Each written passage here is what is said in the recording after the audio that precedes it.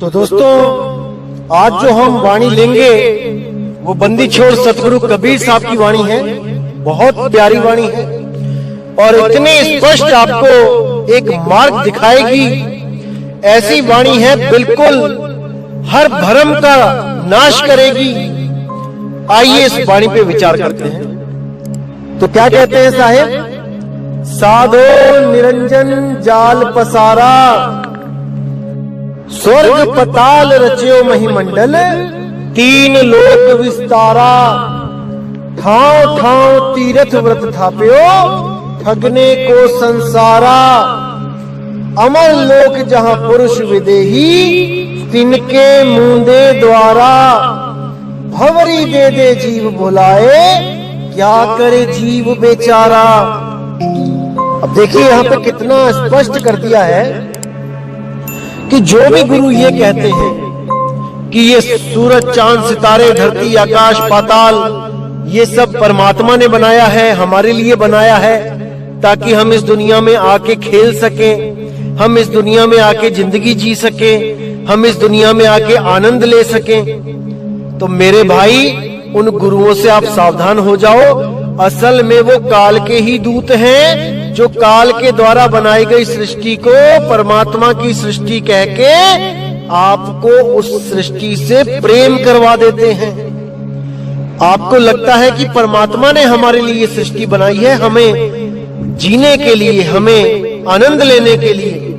नहीं मेरे भाई, साधो निरंजन जाल पसारा।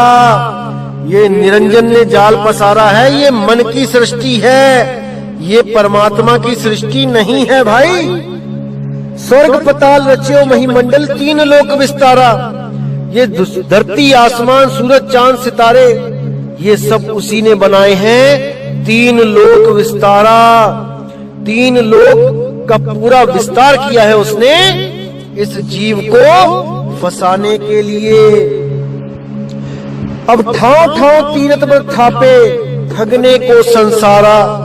किसी भी गली में चले जाओ, ठाव ठाव किसी भी शहर में चले जाओ, आपको गली गली में पग पग पे कोई ना कोई मंदिर मस्जिद गुरुद्वारे कुछ ना कुछ आपको मिलता ही रहेगा बाहर मुखी करने के लिए कि आप वहां जाओ, माथे टेको, घंटे बजाओ, पूजा आरती करो और आपको ऐसा लगना चाहिए कि आपने अपनी फॉर्मेलिटी निभा ली है। इस दुनिया में आके आपने इस दुनिया बनाने वाले की जय जयकार कर ली है। आज का काम पूरा, अब बाकी का कल करेंगे। जैसे आज मंदिर गए, 15-20 मिनट आपने आरती गाया, भजन गाया, घर चले गए, फॉर्मेलिटी पूरी हो गई। अब कल को आके दोबारा आरती गाएंगे। ऐसे ही आपकी दिनचर्या बन जाती है। तो कहते हैं ठाव ठाव तीर्थ व्रत थाप्यो। क्या तीर्थ क्या व्रत। देखो 365 दिनों में कितने तो व्रत होते हैं और कहां कहां तीर्थों में देखो लोग जाते हैं। तो ये सब उसने ठगने को संसारा, सारी दुनिया के जीवों को ठगने के लिए इस मन ने ही ये सब बनाए हैं। ये मन के ही द्वारा बनाए जाते हैं। जितने भी तीर्थ स्थान है ये मन के द्वारा ही बनाए गए हैं और मन के द्वारा ही संचालित किए जाते हैं। अमर लोक जहां पुरुष विदेही, तिनके मुंदे द्वारा। जो असली रास्ता है पुरुष विदेही तक पहुंचने का, इस शरीर को त्याग के वो दरवाजा बंद कर लिया गया है। वहां कोई नहीं पहुंच पा रहा है क्योंकि वहां पहुंचने के लिए पहले शब्द भेदी गुरु का आसरा लेना पड़ेगा। जो शब्द के भेद को जानता है वही गुरु आपको उस दरवाजे से पार कर सकता है जिसको मूंद दिया गया है, बंद कर दिया गया है। प्रकृति के द्वारा, माया के द्वारा भंवरी दे दे जीव भुलाए, क्या करे जीव बेचारा। भंवरी दे दे जीव भुलाए। जैसे छोटा सा बच्चा होता है, उसके सिर पे थपकियां दे दे के उसको सुला दिया जाता है। वो ना भी सोना चाहे तब भी माँ क्या करती है कि परेशान कर रहा है, चलो कोई बात नहीं, उसके सिर पे थपकियां दे दे के उसको सुला देती हैं और वो ना चाहता वो भी सो जाता है। इसी तरह भंवरी दे दे जीव भुलाए, इस जीव को भी भरम जाल की भंवरी दे दे के, थपकियां दे दे के इसको भुला दिया जाता है। कैसी भंवरी? सुख और दुख की। कभी इसको इतना सुखी कर दिया जाता है कि इसको लगता है कि वाह, इस दुनिया में जीने का तो मजा ही कुछ और है। इतना खुश हो जाता है कि इसी को सत्य मानकर इसी में ही आनंदमय हो जाता है। इसको कुछ नहीं चाहिए। अच्छा परिवार मिल गया, अच्छा हमसफर मिल गया, अच्छी नौकरी मिल गई, अच्छी गाड़ी मिल गई, कहता है मुझे सब कुछ मिल गया, मुझे कुछ नहीं चाहिए। तो ऐसी ऐसी भंवरियां दे दे के जीवों को भुलाया जाता है भाई। आगे क्या कहते हैं?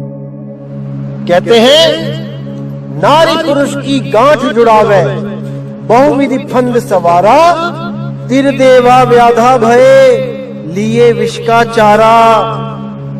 कर्म की बंसी लगाए के पकड़े संसारा, ज्योति स्वरूपी हाकिमा जिन अमल पसारा। अमल मिटाऊं तासुका, पठाऊं भव पारा, कहे कबीर अमर कर राखूं, जो निज होए हमारा। अब यहां बिल्कुल क्लियर कर दिया उन्होंने कि नारी पुरुष से गांठ जुड़ावे, बहुविधि फंद सवारा, कि सबसे बड़ा जो जाल है नारी पुरुष की गांठ जुड़ावे। ये शादी का जाल सबसे बड़ा जाल है। जो जीवन केवल भक्ति करने के लिए मिलता है, उसमें ये मन सबसे बड़ी संशय जो पैदा करता है वो यही करता है कि हे जीव, तुझे ये जीवन केवल गृहस्थ आश्रम चलाने के लिए मिला है। इस दुनिया में आए हो तो वो सारे काम करके जाओ जो तुम्हारे दादा परदादा करके गए हैं। यानी शादी करो, बच्चे पैदा करो, उनको खिलाओ पिलाओ, उनका पालन पोषण करो, उनको इस लायक बनाओ कि वो इस दुनिया में अपने बलबूते पे रह सके, जी सके, और फिर उनकी भी शादी करके उनका घर बसा दो और एक दिन इस दुनिया से अपने फर्ज पूरे करके चले जाओ। इसके अलावा कोई भी ज्ञान नहीं दिया जा रहा है माँ बाप के द्वारा अपने बच्चों को। कोई माँ बाप ये नहीं बोल रहा है कि नहीं बेटा, ये इंसान जन्म अनमोल है, तुम शादी वादी के चक्कर में मत पड़ो, तुम भक्ति करो और मुक्ति प्राप्त करो। एक भी माँ बाप बोलने वाला ऐसा नहीं है, क्योंकि वो मन माँ और बाप दोनों के अंदर बैठा है और वो मन नहीं चाहता कि एक भी जीव इस दुनिया से बच के चला जाए, इस जाल से निकल जाए। बिल्कुल नहीं चाहता वो। इसीलिए इस काल रूपी मन ने बड़े बड़े देवी देवताओं को भी बांध दिया विवाह के बंधन में। किसी आम जीव की तो बात क्या करें, बड़े बड़े गुरुओं को ग्रस्त में डाल दिया इस मन ने। वो भी इन 5 विकारों से बच ना पाए। जैसे साहिब कहते हैं कि सतगुरु के लक्षण क्या होते हैं। अरे गिरही होके कथे ज्ञान, अमली होके धरे ध्यान, साधु होके कूटे भग, और कहे कबीर ये तीनों ठग। अगर कोई गुरु गृहस्थ आश्रम में रह रहा है, अपनी बीवी के साथ रह रहा है, तो कबीर साहब कहते हैं कि वो 5 विकारों के अंडर में है अभी, क्योंकि सबसे पहला विकार ही काम है। और अगर वो शादी करके बैठा है तो इसका मतलब उसका काम शांत नहीं है, अभी वो कामी है। अभी उसे और भक्ति करने की जरूरत पड़ेगी ताकि वो इस 5 विकार से ऊपर उठ सके। अब कई लोग बड़ी उलझन में रहते हैं कि ऐसा कैसे हो सकता है। बाबा नानक भी ग्रस्त थे, धर्मदास जी भी ग्रस्त थे, और भी कई संत महात्मा ग्रस्त थे। क्या वो सतगुरु नहीं हुए? तो मेरे भाई एक चीज अच्छी तरह समझ लो, सतगुरु वो होता है जिसमें 5 विकार नहीं होते हैं। 5 विकार क्या है? काम, क्रोध, लोभ, मोह, अहंकार। हम कभी नहीं चाहेंगे कि हमें कोई ऐसा गुरु मिले जो क्रोधी हो, जो गालियां देता हो गुस्से में।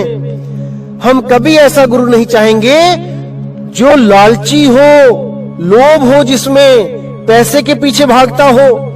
हम कभी ऐसा कोई गुरु नहीं चाहेंगे जिसमें मोह हो, जो शिष्यों से ज्यादा अपने बच्चों की फिक्र करता हो और सारा पैसा जो शिष्य देते हैं उठा के मोहवश होके अपने बच्चों के खाने पीने में, अपने बच्चों के बढ़िया कार मोटरसाइकिल खरीदने में लगा दे।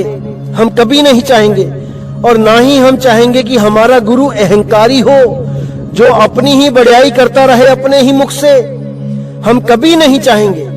इसी तरह मेरे भाई, अगर इन 4 विकारों से युक्त गुरु करने में हमें तकलीफ है तो हमें वो 5वां विकार भी देखना पड़ेगा, जिसको बोला गया है काम। काम का मतलब होता है कामी पुरुष। कामी पुरुष का मतलब होता है जो ब्याह करके बैठा है वो कामी ही है। अगर वो कामी है तभी ब्याह करके बैठा है भाई। इसीलिए बोला गया है कि 5 विकारों से न्यारा जो गुरु होगा केवल वही सतगुरु कहलाने के लायक है, अन्यथा नहीं, कदापि नहीं। और जो बाबा नानक जी, धर्मदास जी ये संत हुए हैं तो भाई जब इनको परमात्मा ने ज्ञान दिया, शब्द भेद दिया, शब्द का अनुभव हुआ, तब इन्होंने ग्रस्त जीवन त्याग दिया था। ये सब संत फकीर बन गए थे, साधु हो गए थे, 5 विकारों से ऊपर उठ गए थे। और अगर कोई कहे कि अभी भी उनमें विकार है या वो विकारी थे तो अभी वो अनजान है उनकी असलियत से। ये सब संत महात्मा 5 विकारों से ऊपर उठ चुके थे। इसीलिए बोला गया है गल्ली जोग न होई, एक दृष्टि कर समसर जाने, जोगी कहिए सोई। जो एक दृष्टि से सबको देखता है, उसके लिए उसकी बीवी, उसकी बहन 2 जीव नहीं है, वो एक ही दृष्टि से सबको देख रहा है, क्योंकि वो गुरु पद को प्राप्त हो चुका है, वो परमात्मा पद को प्राप्त हो चुका है। अब वो वहां से सबको एक दृष्टि में एक समान देख रहा है, यही उसकी बड़ाई है। गल्ली जोग न होई। तो क्या कहते हैं वाणी में आगे, तिरदेवा व्याधा भय लिए विष का चारा। ये तिरदेवा यानी त्रिगुण, रजोगुण, सतोगुण, तमोगुण में जीव को ऐसा उलझाया जा रहा है, ऐसा विष का चारा दिया जा रहा है कि कोई इससे निकल नहीं पा रहा। गीता के 7वें अध्याय में भी बिल्कुल स्पष्ट लिखा है कि जो भी इन 3 गुणों की पूजा करता है, 3 गुणों में लिप्त रहता है, अर्जुन वो मुझ तक नहीं पहुंच सकता, वो आत्म स्वरूप को नहीं जान सकता। इसीलिए बोला है तिरदेवा व्याधा भय लिए विष का चारा, कर्म की बंसी लगाए के पकड़े संसारा। क्योंकि यही 3 गुण, 5 तत्व, 25 प्रकृति, मन और माया इस दुनिया के सारे काम करते हैं। ये जीव आत्मा कुछ नहीं करता, यह करता है, लेकिन इसको महसूस करवाया जाता है कि ये सब तू ही कर रहा है, और उस पे सारे कर्म लागू कर दिए जाते हैं। कर्म की बंसी लगाए के पकड़े संसारा, ज्योति स्वरूपी हाकिमा जिन अमल पसारा। ये सब जितना भी ड्रामा चल रहा है, ये ज्योति स्वरूपी हाकिमा यानी वो मन तू ज्योत स्वरूप है, वही ज्योत स्वरूपी काल निरंजन। ये सब जाल उसी का ही बनाया हुआ है भाई, जो ब्रह्मांड में, पिंड में, अंड में समाया हुआ है और जीवों को प्रकाश दिखा दिखा के, अनंत सूरज दिखा दिखा के, अनंत करोड़ सूरज का प्रकाश दिखा दिखा के उलझा देता है, निकलने नहीं देता है। तो कहते हैं अमल मिटाऊं तासु का, पठाऊं भव पारा। इसका जो जाल है, इसका जाल मैं काट दूंगा।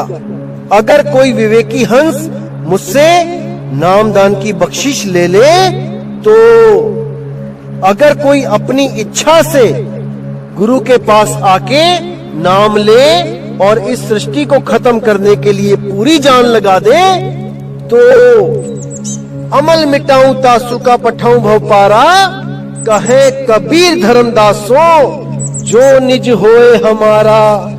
जो निज होए यानी 100% जो मेरा हो गया, जो मेरे नाम के अलावा, मेरे निज नाम के अलावा किसी और नाम का सिमरण ना करे, जो पतिव्रता हो जाए, केवल एक पति का नाम ले, किसी और का नाम अपने मुंह पे ना लाए, उसको मैं इस 3 लोक में रहने भी नहीं दूंगा।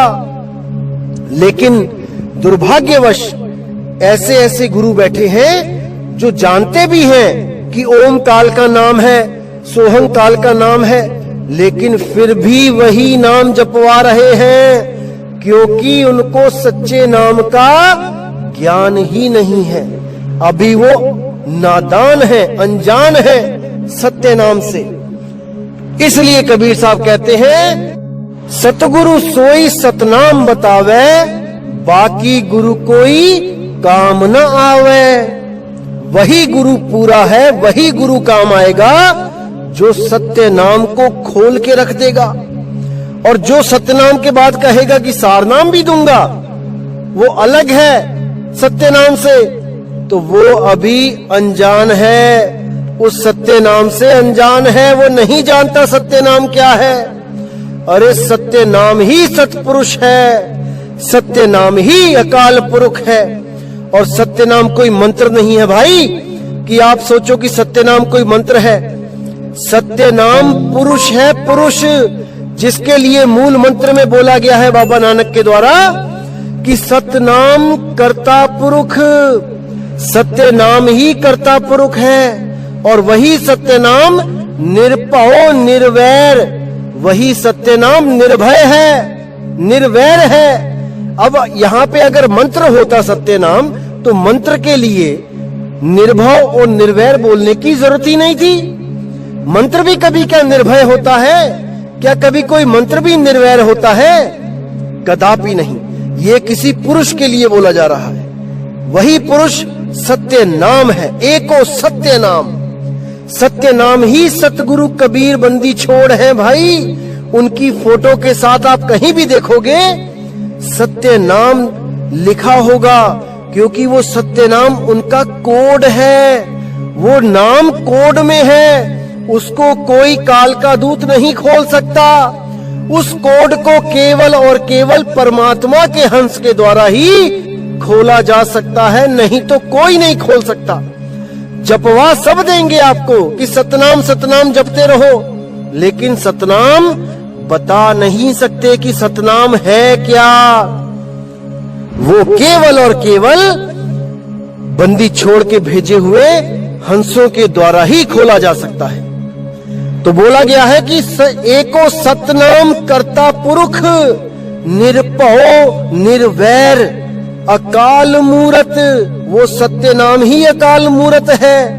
अजूनी सैपंग गुर प्रसाद, वो अजूनी है, वो जूनों में नहीं है भाई।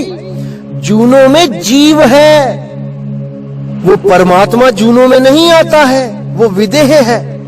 देह का विलोम अर्थ विदेह, जून का विलोम अर्थ अजून। जो जिसकी कोई देह नहीं है वो विदेह है, जिसकी कोई जून नहीं है वो अजूनी है। गुर प्रसाद, जो गुरु के द्वारा नामदान रूपी प्रसाद प्राप्त करके ही जिसको पाया जा सकता है, जिस सत्य नाम को पाया जा सकता है, वही एको सत्य नाम हम सबका मालिक है, हमारा निज रूप है, हमारा निज नाम है। अरे सत्य स्वरूपी नाम साहिब का, सो निज नाम हमारा। हमारा और उसका नाम एक ही है, बस उसको किसी सतगुरु, किसी भेदी सतगुरु के द्वारा जानना शेष रहता है। जैसे ही आप उसको जान जाते हो, आपकी सुरती अपने आप उसका सिमरण करने लग जाती है, उसको याद करने लग जाती है। तो दोस्तों, इन वाणियों को अच्छी तरह समझना है, क्योंकि वाणियां ही आपको घर का रास्ता बता सकती हैं, उसकी पहचान करा सकती हैं कि रास्ता सही है या गलत है। जैसे मैंने पहले बताया था कि एक गाइड होती है, जिस गाइड को आप हाथ में रख के सफर करते हो तो आपको रास्ते का पता लगता रहता है कि हम सही जा रहे हैं कि नहीं जा रहे हैं। जैसे आजकल जो गूगल मैप चला हुआ है उसमें आप जगह का एड्रेस भर दो और पूरी डायरेक्शन बता दी जाती है मैप के द्वारा कि कहां को जाना है, कहां टर्न करना है। तो यही वाणियां उस मैप का काम कर रही हैं। जो गुरु वाणियों के अनुसार आपको ज्ञान देता है, जिसका ज्ञान और वाणी बिल्कुल मैच करते हैं, वही गुरु आपको पार कर सकता है, वही सतगुरु है, वही बंदी छोड़ है। बस यही जानना है दोस्तों, और कुछ इस जीवन में शेष नहीं है जानने को। बहुत कुछ जान चुके हो आप, कैसे पैसा कमाना है, कैसे घर बनाना है, कैसे बीवी बच्चों को पालना है, बहुत कुछ सीख लिया आपने इस दुनिया में। अब केवल ये सीखना बाकी रह गया है कि मुक्त कैसे होना है, इन सारे जंजालों से मुक्त कैसे होना है, ये जानना है अब केवल। तो ये जानने के लिए केवल और केवल सतगुरु बंदी छोड़ कबीर साहिब के ज्ञान को, इस मूल ज्ञान को समझना पड़ेगा। बिना समझे मुक्ति नहीं हो सकती। अगर ये कोई मंत्र, मुक्ति का कोई मंत्र होता तो पूरी किताब में केवल एक ही मंत्र लिख के चले जाते कबीर साहब कि भैया ये मंत्र जप लो पार हो जाओगे। लेकिन ऐसा कदापि नहीं हुआ, क्योंकि साहिब ने बोला आदि नाम हम भाग सुनाया, और ये मूर्ख जीव समझ नहीं पाया। उसको समझना पड़ेगा मेरे भाइयों।